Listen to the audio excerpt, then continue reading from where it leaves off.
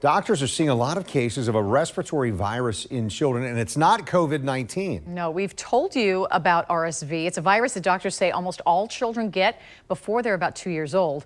A local woman is speaking out after her child has been in the hospital since Friday. News4Jax reporter Bree Isom joins us live. And Bree, her child's on oxygen. So the mom tells me that Sway is only 3 months old, so his lungs aren't strong enough to breathe on his own with this virus. She says she's just hoping he can get out of the hospital soon. This is Sway, a 3-month-old who's currently battling RSV. RSV stands for respiratory syncytial virus. Symptoms are cough, runny nose, and sometimes a fever. Beverly Flagler, Sway's mom, says her 2-year-old came down with RSV a week before Sway and got over it pretty quickly. Sway's symptoms are worse. He started coughing. He started getting a little congested. That next day, his breathing was off. She took Sway to Wolfson's in Fleming Island Friday night, but his symptoms were so severe that the staff transported him to the downtown Jacksonville hospital. He had to be on oxygen support. His mucus was so bad in the back of his throat and nose, they had to do a deep suction on him. He wasn't able to eat.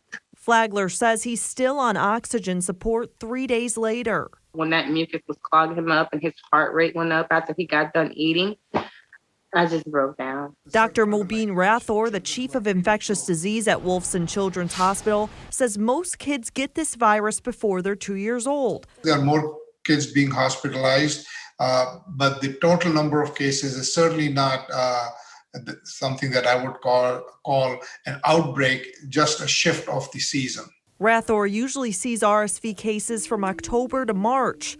This year, because of the pandemic, he saw cases start in April. Rathor says RSV cases are usually mild, but children with underlying health conditions like heart disease or premature babies can get it worse. Flagler says Sway was a healthy baby before this, so she wants to let parents know that this could happen to their child. And coming up at 11, find out how your children can actually contract this virus and find out if adults can contract it as well. I'm live at Wolfson's Hospital. Bree Isom, Channel 4, the local station.